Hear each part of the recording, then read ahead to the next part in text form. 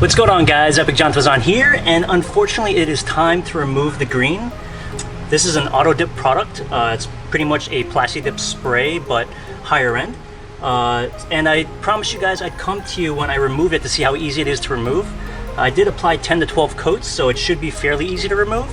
But as you can see, like, all the brake dust buildup here has been tremendous, and cleaning it hasn't been so easy. And I still haven't found a good way to clean it, so I'm just going to remove it. And I'm just assuming that this is like a one season kind of thing, because obviously if you drive your car, the brake dust and all the debris is going to get caught into the color. So let's go ahead and try and see if this will remove easily. I'm going to do one rim probably on the car, and then I'll try and do the other one off the car, see which one's easier. But yeah, let's go ahead and give it a shot.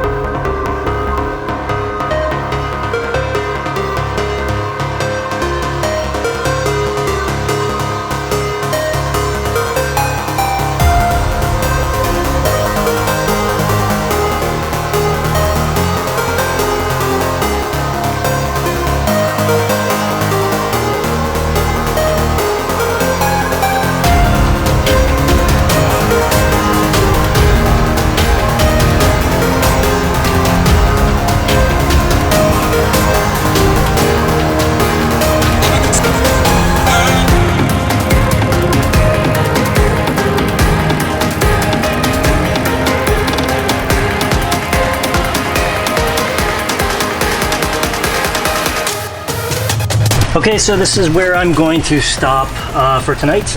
You can see that there's little tiny pieces here and then on the inside they couldn't get to without taking the rim off.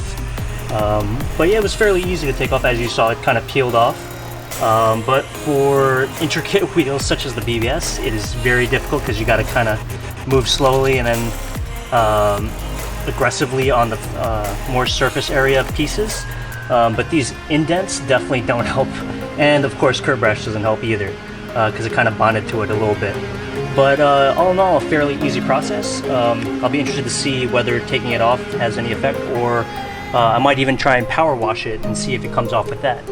But that's where I'll end this video for today. Thank you guys for watching. Stay tuned for more updates.